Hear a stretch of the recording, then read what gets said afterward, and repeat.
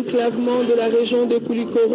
Après le lancement des travaux de la nouvelle route Bamako-Koulikoro, le président de la République lance ceux du nouveau pont de Kayo, réduisant du coup le trajet Koulikoro-Ségou. Les populations du Méguétan ont laissé voir leur joie. L'apprentissage, l'appropriation de l'accord de paix issu du processus d'Alger le samedi de l'Institut néerlandais pour la démocratie sensibilise les populations de Tombouctou. La sculpture ou l'art de donner une forme esthétique au bois, à la pierre, à la glace. L'activité prend de plus en plus corps dans notre pays. Il suffit juste de faire un tour du côté de la grande mosquée de Bamako où sont installés nombre de sculpteurs. Cheikh Oumar Sangaré a promené sa caméra. Dimanche, premier jour du mois de novembre, mesdames et messieurs, bonsoir et bienvenue dans cette édition. Le président de la République a lancé hier les travaux de construction de la route Bamako-Koulikoro en 2 fois 2 voies et ceux du pont de Kayo. Des infrastructures qui coûteront plus de 84 milliards 200 millions d'euros francs au budget national et à ses partenaires tels que la BOAD et des banques commerciales. Un vaste projet qui va permettre le désenclavement de la région de Koulikoro. La cérémonie s'est déroulée à Kayo en présence de nos envoyés spéciaux Sira Bachili Dembawan.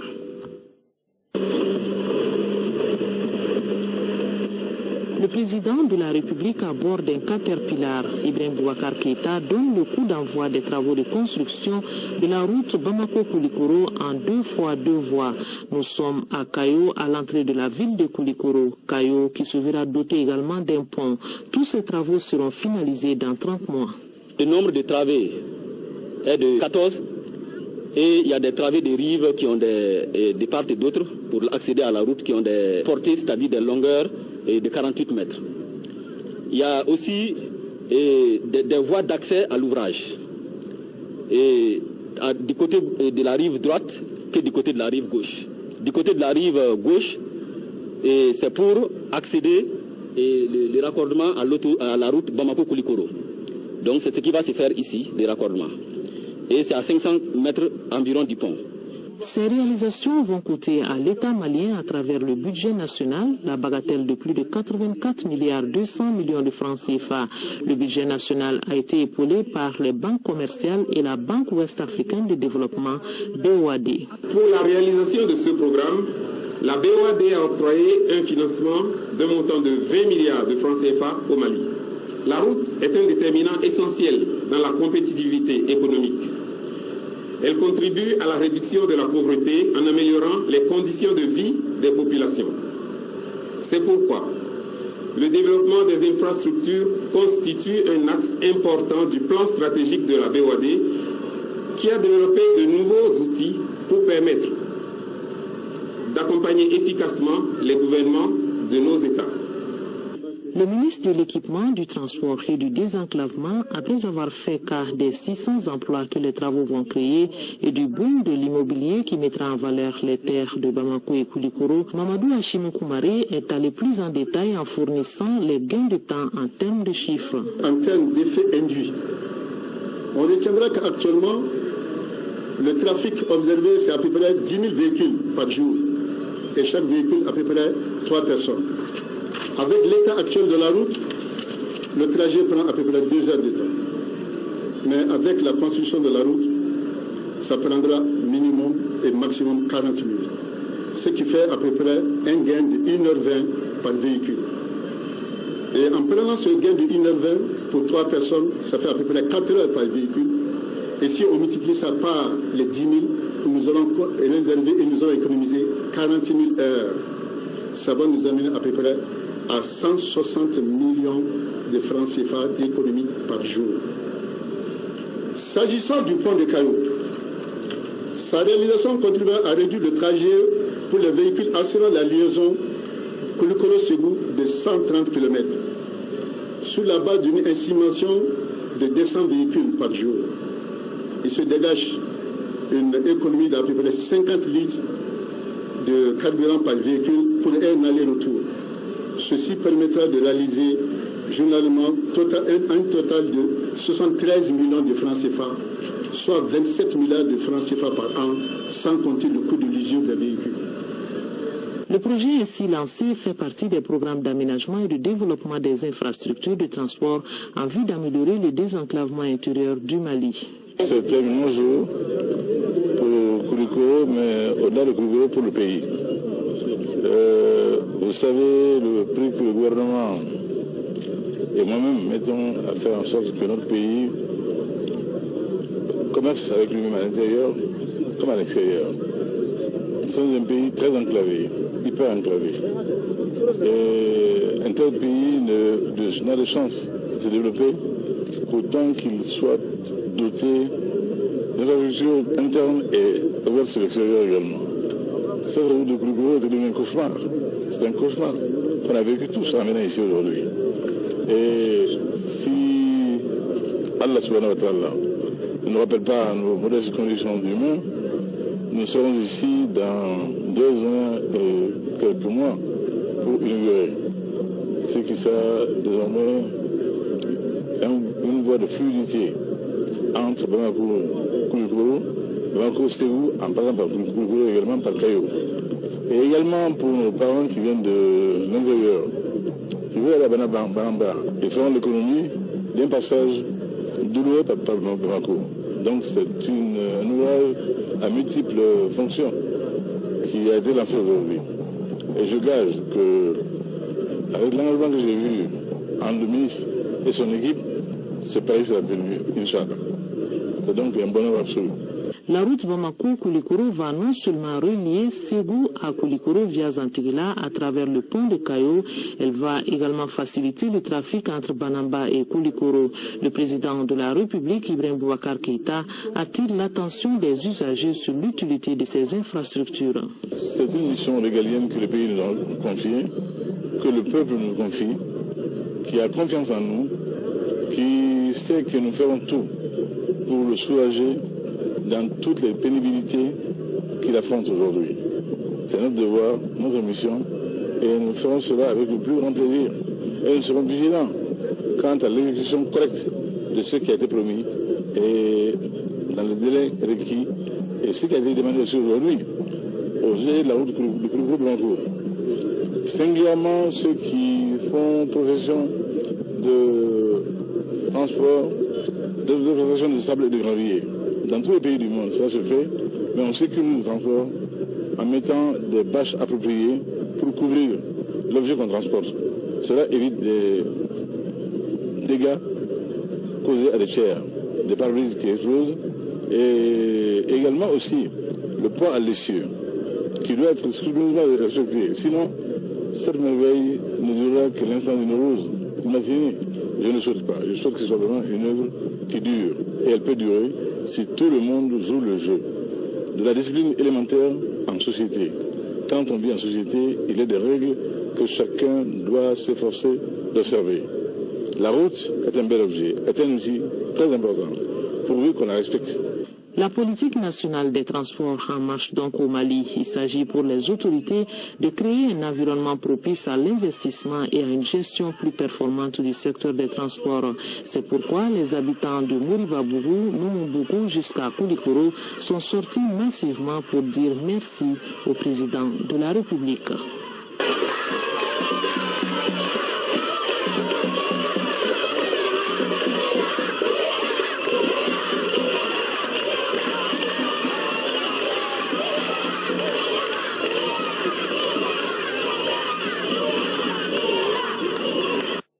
Voilà donc lancé les travaux de la route Bamako-Koulikoro et ceux du pont de Caillou.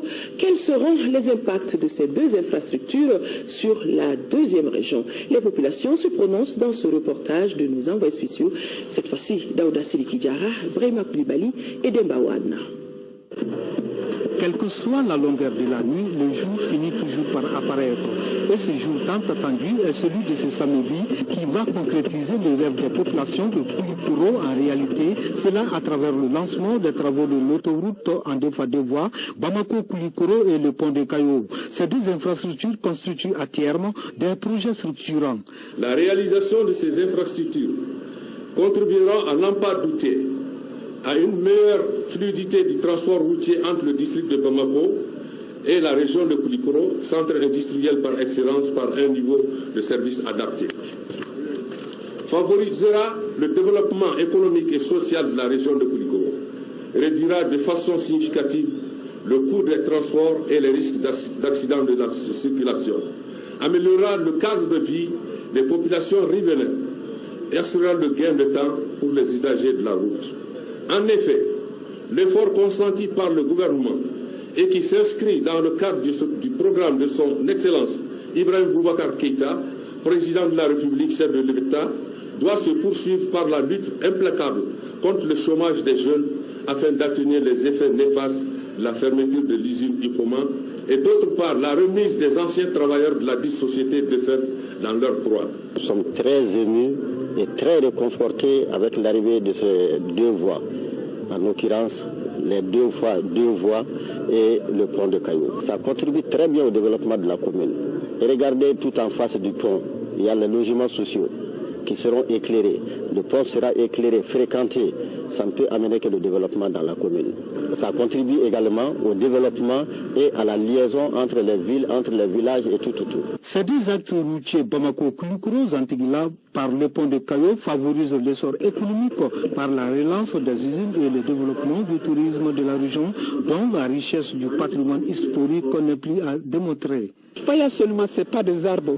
Et c'est une forêt qui est en pleine d'histoire, de sites archéologiques, et que l'histoire de Ségou est liée de cette forêt. Et aujourd'hui, l'arrivée de ce pont, et nous les riverains de la forêt classée de Faya, on pense que bientôt, on pourra voir des Bamakois qui pourront quitter dans les pollutions pour respirer de l'air pur autour du Faya.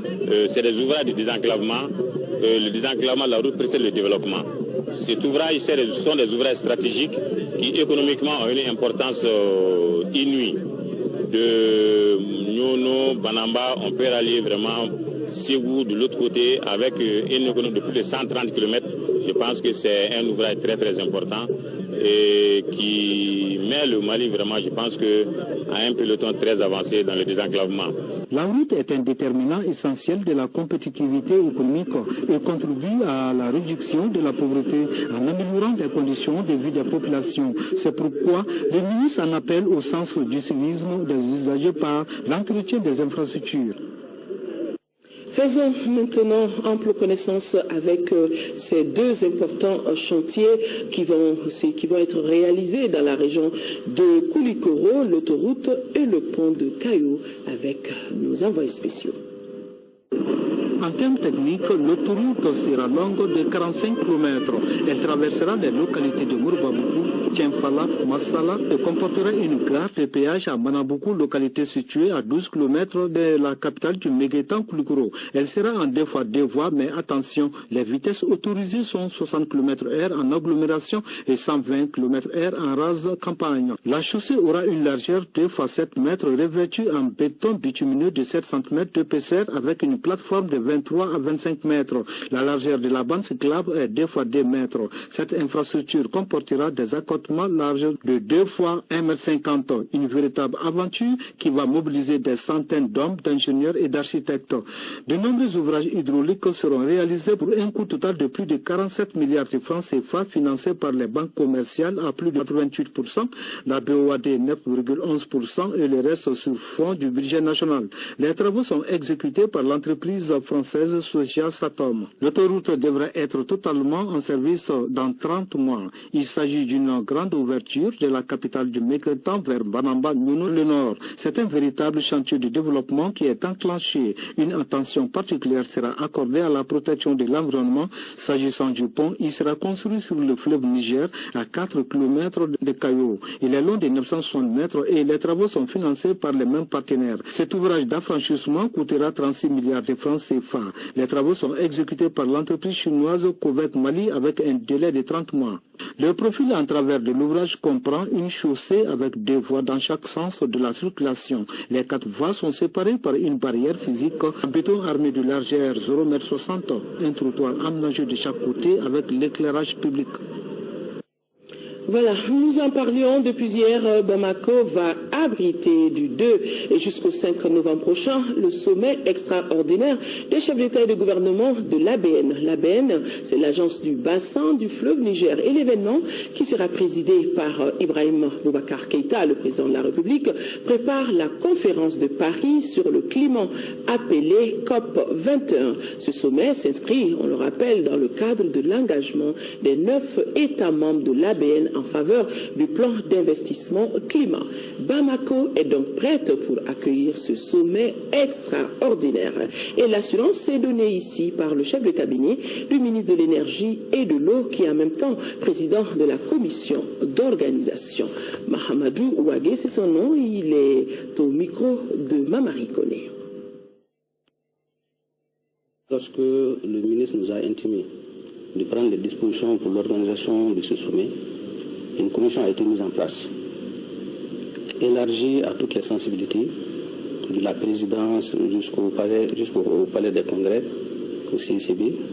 En tout cas, toutes les composantes ont été touchées et on a tenu des réunions. Les responsabilités ont été suivies pour que chacun, en ce qui les concerne, puisse s'exécuter.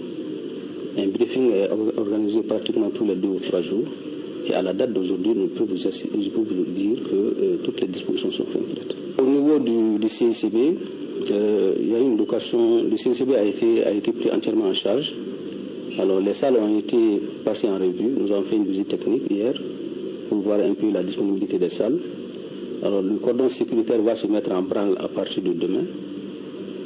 Voilà, pour ce qui concerne le CICB. Pour la restauration, il n'y a pas de souci à se faire. Les autres presses ont été conviées, des avis ont été lancés.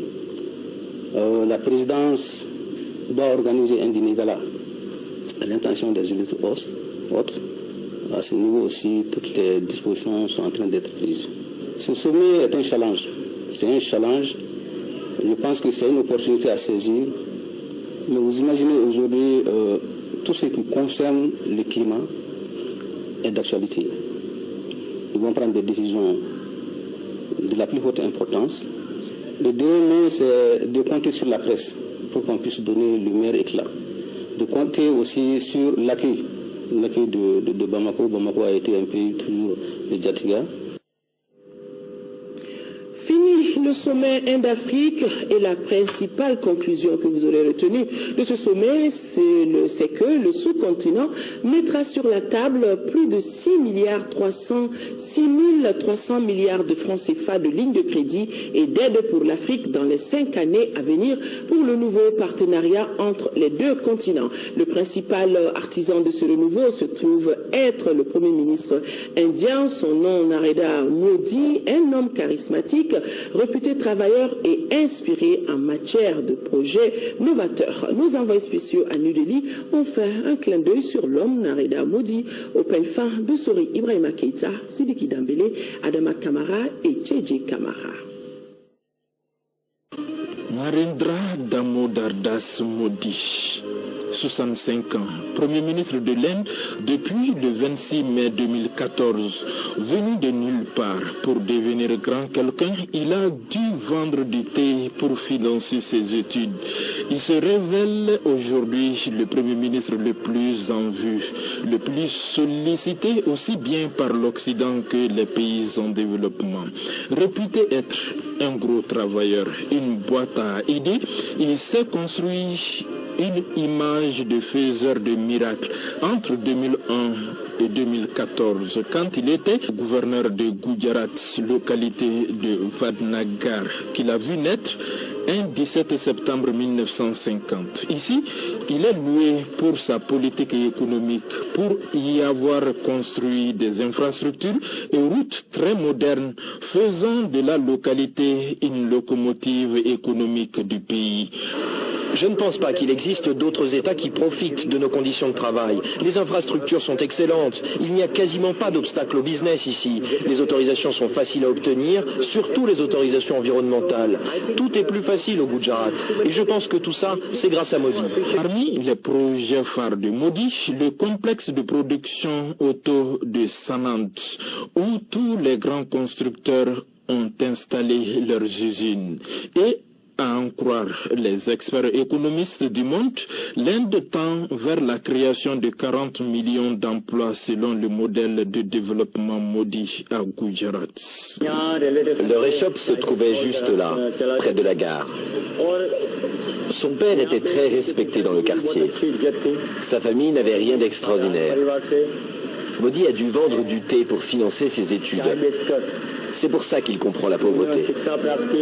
C'est pourquoi, en mai 2014, les électeurs ont été séduits par sa méthode de gestion économique et son ascension au vu de son origine modeste. Seule page sombre qui lui colle à la peau, les violences de Gujarat en 2002 et sa proximité avec les nationalistes hindous. Cela malgré sa tentative de réconciliation avec la communauté musulmane indienne. Mais sa cote de popularité ne semble pas en souffrir. Avec ses réformes politico-socio-économiques, Modi reprend du poil de la bête. Il réhabilite les filles à la naissance avec sa politique du compte d'épargne. Il a toujours voulu servir son pays et avec le temps cet engagement s'est renforcé. Et c'est pour ça qu'il a décidé de devenir un militant à part entière du RSS. Sur le plan international, il aura pesé de tout son poids pour le redémarrage du train afro-indien. C'est cet homme qui se propose de se rendre au Mali dans un avenir pas lointain et sollicite le président Ibeka pour une visite en Inde. Ce sera la rencontre entre deux peuples qui cultivent la naissance de soi étendue à l'autre. Sori Ibrahima Keïta. Centenaire du président Feu Modibo Keïta, les festivités se poursuivent. La famille d'Aba Keïta et alliés ont rendu hier samedi un vibrant hommage au premier président du Mali indépendant et c'était à travers une cérémonie commémorative, artistique et culturelle en son honneur. Cérémonie suivie par Fademba Keïta.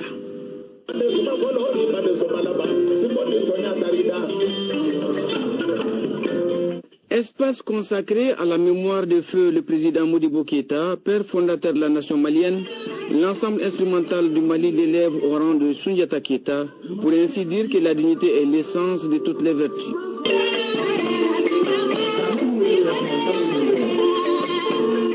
Cette cérémonie commémorative artistique et culturelle est plus que récréative.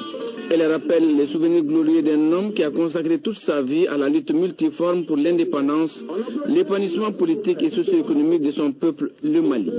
Ce qui signifie que le président Modibo Keïta, bien que physiquement absent, continue et continuera à vivre éternellement dans le cœur des Maliens.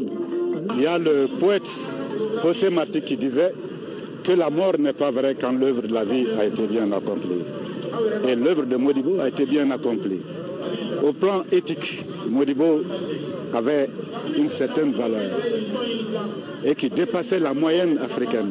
Les griots de la famille d'Aba Keïta, à travers l'arbre généalogique du premier chef de l'État malien, les témoignages des compagnons de lutte tels que celui du médaille d'or de l'indépendance du Mali, Youssouf Traoré, de l'historien Bakary Kamian, de Cheikh Sadibou Sissé, confirment l'amour patriotique, l'intégrité morale et le don de soi qui ont toujours caractérisé les disparus. Personne à lui seul ne peut porter l'héritage, parce que l'héritage est trop lourd.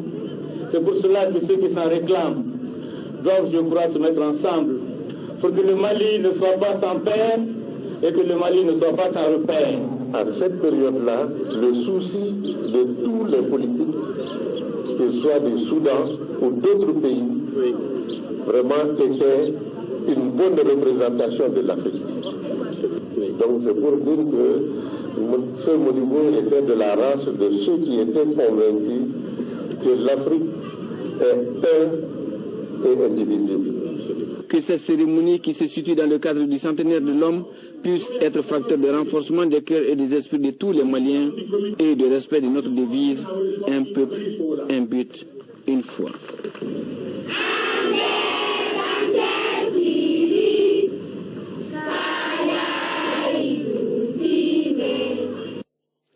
L'accord de paix et de réconciliation, les représentants du collectif des ressortissants du Nord, Coren, se concertent depuis hier. Il s'agit pour les invités venus des différentes régions du Mali de valider le plan d'action de mise en œuvre inclusive de l'accord pour la paix et la réconciliation issu du processus d'Alger. Accord signé, on le rappelle, c'était le 15 mai et le 20 juin. Agibou Koulibaly, compte rendu. L'accord pour la paix et la réconciliation issu du processus d'Alger constitue le cadre idoine qui permettra au Mali de relever le défi impératif pour mettre fin au conflit fratricide.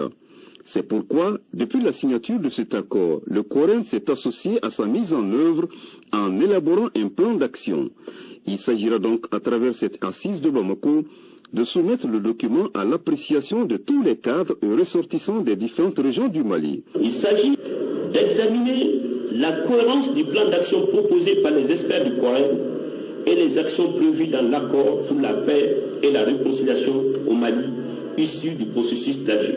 D'enrichir au besoin de rectifier et proposer toutes les possibilités de mise en œuvre inclusive des actions identifiées dans l'accord pour la paix et la réconciliation au Mali, issu du processus d'Alger. Et enfin, d'attirer l'attention sur certaines actions qui auraient pu être omises, sous-estimées et adapter le calendrier de mise en œuvre. Occasion pour le ministre en charge de l'action humanitaire et de la reconstruction du Nord de faire un éclairage sur les différents accords signés. Nous ne voulons plus nous retrouver en train de dire qu'il y a telle année, nous avions signé des accords d'Alger et que nous nous retrouvons encore pour signer d'autres accords. Que ce soit les derniers accords que nous avons signés qui nous ramènent à ce que nous avons toujours été, à ce qu'il nous tarde de redevenir un grand pays d'humanisme, un grand pays de bravoure, un grand pays de connaissance et un grand pays qui a des ressources pour continuer à être grand et digne dans le concert des nations. À l'issue des 2 jours de travaux, un document de qualité sera produit. Il constitue un outil d'aide à la décision qui pourra guider les autorités dans l'opérationnalisation de ces actions. Nous restons toujours avec le même chapitre pour dire qu'une journée d'échange a été organisée à Tombouctou sur l'appropriation de l'accord issu du processus d'Alger. C'est une initiative de la Fondation Semdid avec le soutien de l'Institut néerlandais pour la démocratie multipartite. Yeya Tandina. C'est pour contribuer à une appropriation des accords de paix issus du processus d'Alger que les acteurs politiques et ceux de la société civile ont tenu cette journée d'échange à Tombouctou. Initiée par la Fondation CMDID avec le soutien de l'Institut néerlandais pour la démocratie multipartite. Notre fondation représente depuis plusieurs années un cadre d'échange exemplaire qui fait de l'organisation des débats thématiques une orientation importante de son action, des renforcements des capacités des partis politiques au Mali à travers le dialogue. Par cet exercice, la Fondation CMDID vise à sensibiliser pour la vulgarisation de l'accord et recueillir les contributions. Toute chose à laquelle adhèrent les autorités administratives et l'aménagement. C'est sur ça qu'il faut que tous les participants aujourd'hui, qu'il faut que les partis maliens, qu'il faut que les associations de femmes, qu'il faut que les jeunes focalisent leur attention. Il faut isoler les éléments qui prétendent jouer deux parts dans la comédie. Je vous rassure, je vous assure que la MINUSMA est prête à s'investir dans ça, est prête à vous écouter, est prête à vous aider. Il n'y a que les communautés locales qui sont capables d'isoler les éléments négatifs. La rencontre de ce matin m'offre l'heureuse opportunité de vous exhorter à mesurer l'ampleur des défis de notre processus démocratique et de vous encourager à soutenir les actions qui s'inscrivent dans sa consolidation. Ont pris part les leaders politiques des associations des jeunes et des femmes de la région de Tombouctou. La caravane de la paix, la caravane Azalaï, continue sa croisière. Elle est arrivée à Niafunké où une forte mobilisation a été réservée aux caravaniers. Et à Niafunké, les populations adhèrent à toute initiative qui concourt à ramener la paix. Envoyés spéciaux, Makamfin Konaté et Mamadou Sidibé. Niafunké, à l'instar des autres localités traversées, a accueilli les caravaniers de la paix et de la réconciliation. L'adhésion totale à toute initiative de paix a été réaffirmée. L'initiative de la caravane a été bien appréciée. Certains participants ont dénoncé la stigmatisation. Qui va nous permettre de renforcer nos connaissances sur l'accord. Donc vraiment, je me réjouis beaucoup. La conférencière Maïmouna Yatara a invité ses compatriotes à rester unis et mobilisés pour la paix, le pardon et la réconciliation. Il faut qu'on s'asseye, discuter, parler entre frères et sœurs, une seule voix. À travers sketch, jeux, concours, animations culturelles, le contenu de l'accord a été expliqué aux jeunes de Niafunké. Ces moments d'échange ont favorisé une meilleure compréhension de l'accord de paix et de réconciliation nationale. À Gao, les membres du mécanisme opérationnel de coordination viennent de tenir leur deuxième réunion statutaire. À l'ordre du jour de cette session, la sécurisation du septentrion malien définie par l'accord d'Alger, une sécurisation qui sera assurée par un groupe mixte composé des FAMA, la SEMA et la plateforme. Bablé Touré depuis Gao. Le MOC, entendé par là, mécanisme opérationnel de coordination, est une entité créée sous l'égide de la sous-commission de défense et de sécurité du comité de suivi de l'accord pour la paix et la réconciliation au Mali. L'un des objectifs majeurs du MOC est d'améliorer les relations entre les forces armées et de sécurité du Mali, de la CMA et de la plateforme afin d'éviter la reprise des hostilités. C'est dans ce cadre que les différentes parties concernées du MOC viennent de tenir la deuxième réunion statutaire. Réunion dont le maître mot a été la mise en œuvre de l'accord d'Alger en termes de sécurité. À cet effet, une commission technique de sécurité a été mise en place. La réunion d'aujourd'hui, ça a été presque une réunion de réussite. Et tous les points qui ont été évoqués ont été adoptés par l'unanimité. Donc on espère que le MOC, dans une approche très proche, ferait son premier pas. Pour ce qui est de la sécurisation des régions nord du Mali, elle a été au cœur des préoccupations des membres du MOC. Il a été donc proposé, entre autres, de planifier et de conduire les patrouilles mixtes, incluant les membres des différentes parties, si possible avec l'appui de l'aménagement et des forces internationales, d'établir un calendrier de patrouille, de planifier et de coordonner toutes les actions des mouvements et des combattants pour toute la durée du processus de cantonnement. Il a également été proposé, dans un bref délai, un plan et un calendrier de redéploiement des forces constituées. Une vision qui semble être partagée par toutes les parties prenantes. La réunion s'est bien passée. Dans les rapports, on a fait ressortir des recommandations. Tout le monde est satisfait. Et bientôt, on va commencer les missions du MOC. On vient de finir avec la deuxième réunion du MOC. La conclusion, vraiment, tout le monde est content. Et tout le monde a un seul but, aller vers le processus de paix et apporter son aide, puisque les missions du MOC veulent commencer. Et on est vraiment optimiste pour la première mission à venir du 10. A signaler que la commission technique de sécurité travaille sous la conduite du commandant de la force de la MINUSMA. Nous rappelons ce communiqué. Le président de l'Assemblée nationale rappelle aux honorables députés que la séance plénière qui était prévue pour vendredi 30 octobre dernier se tiendra demain, lundi 2 novembre 2015. La dite plénière débutera à partir de 10 heures précises dans la salle Modibo Keïta et la présence effective des honorables députés est souhaitée. Le président du Haut Conseil des collectivités informe les invités, les honorables conseillers nationaux, les cadres de l'institution, la presse publique et privée que la cérémonie officielle d'ouverture de la deuxième session ordinaire de l'institution au titre de l'année 2015 aura lieu demain également à partir de 16 h au siège de l'institution. Mise en place terminée 15h30.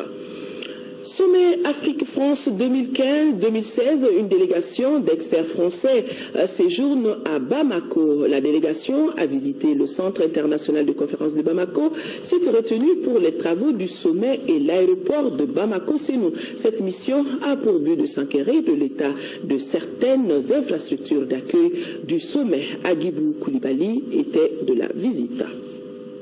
Arrivée en début de soirée ce vendredi à Bamako, la délégation des experts français accompagnée du président du comité national d'organisation du sommet Afrique-France 2016 s'est aussitôt rendue au centre international de conférence de Bamako pour une prise de contact avec la direction de cette infrastructure. À l'issue de cette visite du site d'accueil des travaux du sommet, les premières impressions de la délégation sont favorables. Les éléments de conclusion à aujourd'hui, on va travailler dans un premier temps à mettre en page, si vous voulez, tout le CICB, de façon que le Mali puisse voir ce que va représenter le CICB lors du sommet et surtout ce que l'on va améliorer à l'intérieur du CICB. Ceci sera ensuite lié à une proposition en 3D de tout le site général, quels que soient les endroits, de façon de prévoir l'arrivée de ce sommet imminent et à la réussite du Mali pour ce sommet. Deuxième site visité, l'aéroport de Bamako-Sénou en plein travaux d'agrandissement et de modernisation avec ses satellites d'accès aux avions. Dans l'ensemble, l'expert français qui a une expérience d'organisation de plus de 3 sommets Afrique-France ou France-Afrique s'est dit rassuré par ce qu'il a vu. La première des choses pour nous, c'est effectivement le sommet, mais on a un autre souhait, c'est qu'effectivement le CICB puisse servir aux Maliens après le sommet. Suite au CICB à l'aéroport, pour voir donc les infrastructures de l'aéroport au niveau de l'accueil, de la réception effectivement de tous les convives liés à ce sommet. Après la visite du président du comité national d'organisation du sommet, Alex Marietou Palace, suivi de celle de ses experts français, on peut dire que les travaux du sommet Afrique-France en décembre 2016 à Bamako sont bien en cours. Le Fonds d'appui pour la formation professionnelle et d'apprentissage a réuni ses cadres et partenaires pour une concertation d'appropriation du programme du PROCEJ. Le PROCEJ, c'est le projet de développement des compétences et emploi des jeunes mis en place pour 5 ans et avec un montant de 30 milliards de francs CFA. Mariam Sagara, compte rendu. Pour une meilleure appropriation du programme d'apprentissage par tous, un cadre d'échange et de partage a été créé par les acteurs de FAFPA et du PROCEJ. Ce cadre d'échange, il faut le comprendre, concerne la gestion rigoureuse du désormais PROCEJ avec un budget de 30 milliards de francs CFA. Afin de mieux collaborer avec les partenaires et avoir une bonne rentabilité de cet accord de financement, l'occasion était la plus indiquée. L'étape qui vient d'être franchie est très importante, mais beaucoup reste encore à faire. Dès lors, il reste que chaque cadre des divisions et des antennes régionales du FAFPA intègre au quotidien dans ses actions les résolutions qui ont été prises. Le programme et les outils sur les indicateurs, le suivi-évaluation, la communication et le partenariat stratégique que vous avez élaboré et adopté en plénière devront être le livre de bord. C'est de cette manière que l'on parviendra à une exécution correcte et efficace du programme. Ce programme d'apprentissage par alternance profitera à des jeunes déscolarisés du groupe d'âge de 15 à 29 ans dans les localités urbaines. Pour la réussite de cette mission, le FAFPA entend tout mettre en œuvre pour outiller la jeunesse malienne, espoir de demain. L'Alliance de la société civile malienne contre la maladie à virus Ebola a lancé hier à Kourémalé, c'est à la frontière Mali-Guinée, les activités de la deuxième phase de son projet de prévention de cette maladie. On fait le point avec Sokona Kamisoko. Kourémalé, ville frontalière Mali-Guinée. Ici, la vigilance est de mise. Et cela se justifie puisque la maladie refait surface dans certains pays de la sous-région. Et justement, c'est dans ce cadre qu'intervient le lancement du projet Prévention de la maladie à virus Ebola. Le présent projet, d'une valeur de près de 131 391 400 francs CFA, durera 12 mois, à savoir octobre 2015 à septembre 2016. Sa zone d'intervention va concerner 36 aires de santé, réparties entre 4 districts sanitaires, à savoir Kenyeba et Kita dans la région de Kaï, Kanaba dans la région de Koulikoro et Selengue dans la région de Sikasso. il s'agit d'amener un changement de comportement et de renforcer les mécanismes mis en place en matière de lutte contre la maladie. Ce projet, qui est à sa deuxième phase, est entièrement financé par l'ONG internationale Arche-de-Nova. Nous, Arche-Nova, depuis un certain temps, en collaboration avec notre partenaire, nous ne sommes jamais restés indifférents dans la lutte contre la maladie à virus Ebola. Il est demandé à chacun des Maliens un changement de comportement de vie quotidienne, surtout dans ces zones frontalières avec les pays qui sont encore touchés par la maladie. Le département en charge de la santé et les autorités administratives et coutumières ont tous réitéré leur engagement dans la mise en œuvre du projet. Pour la Direction nationale de la santé, cette deuxième phase du projet représente un plus pour l'État et contribuera à renforcer le cordon sanitaire dans les dites localités. Le lancement de ce projet marque le début d'un processus de suivi. Un suivi qui sera assuré par les responsables de l'Alliance sur une période de 12 mois. La maladie à virus Ebola, on en parle toujours, cette fois-ci avec Enda Mali et ses partenaires qui renforcent les dispositifs de prévention contre la maladie. Fademba Keita a suivi le lancement de ce projet-là dans le district sanitaire de Kangaba. Les cercles et communes frontaliers avec la Guinée sont des zones à haut risque où des mesures d'hygiène, des campagnes de sensibilisation doivent être intensifiées. C'est pourquoi Enda Mali de partager les expériences de travail, d'identifier les difficultés rencontrées afin de projeter une meilleure perspective. Les différents conseils régionaux vont partager justement leurs problèmes. Donc nous, les problèmes que nous avons ici à Ségou, nous les évoquons. Ceux qui sont à Sikasso vont évoquer leurs problèmes, ceux de Kaï de partout. Donc ensemble, nous allons trouver des synergies. Des notions de base de la fiscalité d'entreprise, il en a été surtout question. Nous allons poursuivre une formation sur la fiscalité. Car, monsieur le président du gouverneur, nous sommes tous d'accord pour payer nos impôts et taxes. La manière de vérifier les pharmaciens par les agents de l'impôt est considérée comme harcèlement par beaucoup d'entre nous. Il est donc indispensable pour nous de connaître nos obligations envers les fiscs, mais aussi et surtout de connaître nos droits. J'ose espérer que les connaissances acquises au cours de cette formation seront partagées avec les confrères qui n'ont pas eu la chance de participer à cette rencontre. Les autorités politiques et administratives ont surtout salué les méthodologies de travail proposées au Conseil national pour plus de sainteté dans les activités de l'Ordre des pharmaciens du Mali. Accueil, inauguration hier du centre agro-business du complexe minier Lulo Gunkoto, c'est dans le cercle de Kenyeba. Ce centre servira à former des jeunes sans emploi en agriculture, élevage et en aviculture. Le complexe minier a investi près d'1,5 milliard dans la réalisation de ce centre agro-business et l'inauguration a eu lieu sous la présence du ministre de l'Emploi, de la formation professionnelle, de la jeunesse et de la construction citoyenne. Mahaman Babi. Le point avec Jafar Aïdara. Bâti sur 5 hectares, ce centre agro-business a pour objectif de renforcer la sécurité alimentaire, encourager une gestion rationnelle des ressources naturelles pour un développement durable, faire de l'agriculture un levier de développement économique de nos communautés locales à court terme à travers la formation de 100 jeunes par cycle de 2 ans durant 5 ans en technique de l'élevage, de l'agriculture et de l'aviculture. Vous savez, à Randgold, quand on vient dans un pays, nous croyons que nous venons pour développer un bien national. Le gisement qui est là est pour le pays et quand nous venons le développer, il faut que toutes les parties prenantes en bénéficient, notamment les investisseurs qui ont mis leur argent et qui ont risqué à ce que l'entreprise vienne exploiter le gisement. Mais il y a les personnes, le peuple du Mali aussi, et plus important, c'est les communautés locales. L'enjeu de ce centre agro-business est de taille car il permettra de rapprocher la mine des populations. Cela signifie pour Randgold et le gouvernement rendre les Maliens responsables de leur devenir et offrir l'opportunité aux jeunes sans emploi de Lulo et de Gunkoto de devenir des véritables entrepreneurs. Un centre agro-business se situe au cœur même de la nouvelle vision du développement du secteur minier.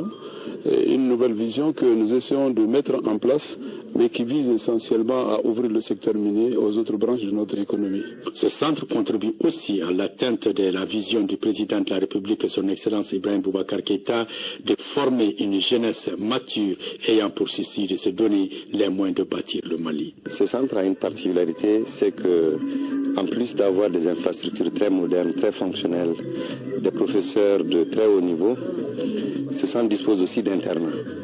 Ce centre dispose de cantines pour permettre aux apprenants de se restaurer. C'est quand même très rare dans nos centres de formation professionnelle d'avoir de tels dispositifs. Ce centre premier du genre a coûté au complexe Loulo Gungoto plus de 1,3 milliard de francs CFA. Le programme de développement intégré dans le bassin du Bani et à Sélingué à travers l'ONG AVDR vient de procéder à la distribution de plus de 60 tonnes de mil aux populations des 4 villages du cercle de Djéné. Moustapha Doumbia, compte rendu. Il s'agit des villages de Sarantomo, Tako, Queen Bozo dans la commune de Dandougou Fagala et Soala Bozo dans la commune de Djéné. 4 villages qui ont vu leur production agricole en baisse suite à la diminution des superficies cultivables. Ces superficies sont occupées par des aménagements en cours dans le cadre du PDIBS, programme de développement intégré dans le bassin du Bani et à Sélingué. Cet état de fait affecte inévitablement la production agricole et les revenus des populations en général, particulièrement les couches les plus vulnérables. Pour atténuer cette situation, le ministère du Développement rural, à travers le PDIBS, a décidé d'apporter un appui ponctuel. Les 60 tonnes de mil sont destinées aux populations des 4 villages affectés par les aménagements, auxquels s'ajoutent 5 personnes âgées du cercle de Djéné et 151 personnes vulnérables de la commune de Djéné. Cette importante cérémonie vient à son heure, car elle coïncide avec la 21e édition du mois de la solidarité et de la lutte contre l'exclusion, dont le thème cette année est la solidarité, facteur de réconciliation, de développement et de consolidation de la paix. Les bénéficiaires de l'appui alimentaire sont estimés à près de 40 000 personnes. Le coût est d'environ 19 millions de francs CFA. Culture dans ce journal, Danse Bamako Danse, la 12e édition du Festival international de danse contemporaine dénommé Danse Bamako Danse se tiendra du 2 au 8 novembre à Bamako. L'annonce a été faite par les organisateurs et c'était au cours d'une conférence de presse qui avait pour cadre justement le siège de l'association Donko Seko. Et des innovations majeures seront au cœur de ce rendez-vous 2015 qui va rassembler des danseurs, chorégraphes de plusieurs nationalités du continent et d'ailleurs. Modibo Soirée pour plus de détails. Événement chorégraphique majeur du continent, le festival Danse Bamako Danse est une manifestation où toutes les danses du monde se rencontrent. L'événement pour sa 12e édition annonce déjà une série d'innovations et de particularités. La particularité du festival cette année, c'est le laboratoire. C'est un espace de recherche, de créativité et de fabrication. Parce que le festival, à partir de l'année prochaine, devient une biennale et devient un festival de fabrication et de création. Pendant une semaine, Bamako sera donc la capitale de la danse africaine. Une pléiade d'artistes chorégraphes professionnels de 15 nationalités différentes sont annoncés. Ces danseurs internationaux seront aux côtés de jeunes chorégraphes pour présenter des créations artistiques autour de la danse. L'Institut français est un partenaire historique du festival puisqu'il le soutient et l'accompagne depuis sa création, donc depuis 12 ans. Le rôle de l'Institut français, c'est aussi d'accueillir des spectacles. Le festival démarre cette année plus tôt, dès le 2 novembre, dans le cadre de la Biennale de la photographie. Donc énormément d'événements la semaine prochaine entre la danse contemporaine et la photographie, avec des projets transversaux qui vont être passionnants. Une programmation riche et variée, des spectacles et performances dans certains quartiers, des films et vidéos sur la danse, des ateliers professionnels pour danseurs, des cours et ateliers de danse en plein air, des apéros dansés et bien évidemment des rencontres et des débats. Le mois mot sculpture vient du latin sculpter, qui signifie tailler. C'est la représentation d'un objet dans l'espace au moyen d'une matière à laquelle on impose une forme esthétique, par exemple le bois, la pierre, la glace. Et cette activité artistique ou ce métier d'art s'apprend au Mali à l'Institut national des arts INA, mais il est aussi pratiqué par d'autres qui l'ont appris sur le tas. La sculpture, c'est le sujet de la chronique Culture et Société que nous propose ce soir chez Koumar Sangaré.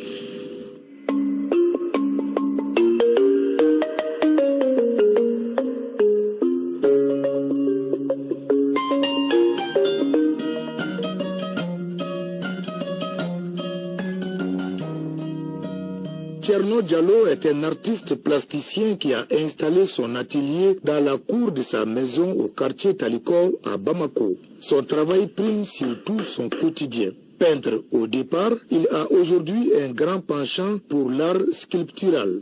J'ai voulu voir la troisième dimension d'une toile. Or ça c'est impossible. C'est ce qui m'a guidé vers la sculpture. Parce que la sculpture, c'est plus émotionnel, c'est plus passionnant que la peinture. Parce qu'on peut faire une toile en faisant d'autres choses. Mais quand on commence une œuvre en sculpture, ça te prend tout. Ça t'oblige à être connecté avec l'œuvre. La sculpture consiste à donner forme à une matière solide ou molle. Cette représentation artistique en 3 dimensions utilise plusieurs supports dont le bois qui est le plus sollicité. Le bois subit beaucoup de dommages.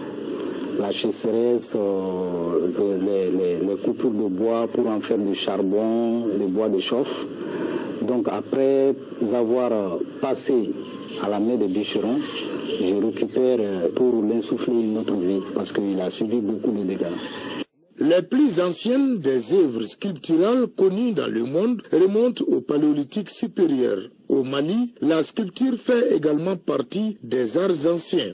Jadis, les forgerons travaillaient simultanément le fer et le bois appelé dirimani ou homme en bois dont les formes évoluent avec le temps.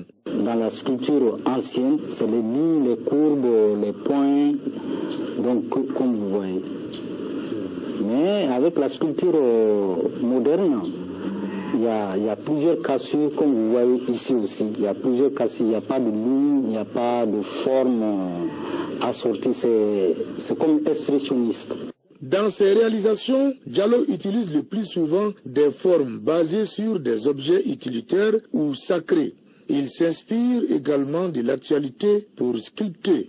En fait, c'était une réplique, une réponse au discours de Sarkozy qu'il a tenu à Dakar sur l'Afrique, comme quoi l'Afrique est en marche de l'évolution. Donc j'ai mis un pas. Sur le pas, c'est des signes initiatives de commun. Donc il y en a 364 en tout. C'est pour montrer à l'humanité que même à partir des connaissances, on s'est toujours servi de l'Afrique. Thierno Diallo est un artiste autodidacte. Cependant, d'autres sculpteurs passent par une formation académique comme ceux de l'Institut national des arts. Ici, à l'annexe située dans la cour de l'ex-Kibarou, les élèves sculpteurs suivent 4 ans de formation. Les élèves vont commencer d'abord à manier les outils. Une fois qu'ils ont l'habilité de la main, donc ils vont essayer vraiment de rentrer en profondeur, faire la forme générale et puis des créations à la suite, jusqu'en 4e année. Pour un départ, c'est les œuvres du Mali d'abord. Et au fur et à mesure, ils vont essayer de faire des œuvres d'ailleurs là. Je suis venu à l'UNA juste pour apprendre à connaître la sculpture, parce que je dirais déjà qu'elle est une passion pour moi, et autrement dit, un rêve. Alors pourquoi ne pas suivre son rêve jusqu'au bout? Dans cet atelier, on travaille essentiellement avec le bois dans une synergie entre pensée créatrice et l'art détaillé. Les œuvres sculpturales produites ici sont soit individuelles, soit collectives, fruits de l'apprentissage. À titre d'exemple, certaines œuvres sont fixes, comme ces restes d'arbres sculptés qui décorent la cour de l'Institut. D'autres sont mobiles. Ces œuvres-là sont destinées à l'Institut national des arts. On les amène à l'INA et on fait une journée culturelle.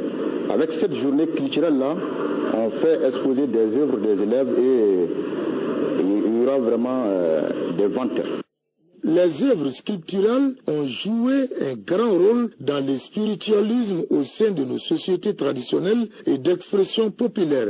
Les plus connues du pays sont celles des peuples Dogon, Bamana et Sénoufo.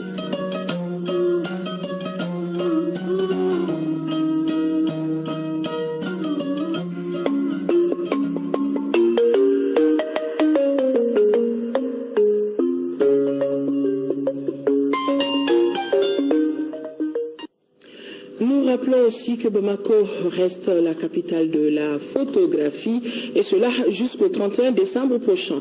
Nouvelle sportive, quart de finale de la Coupe du Monde des moins de 17 ans au Chili. Le Mali va jouer tout à l'heure aux environs de 22h contre la Croatie. Vous pourrez suivre cette rencontre en direct sur cette même chaîne à partir de 22h.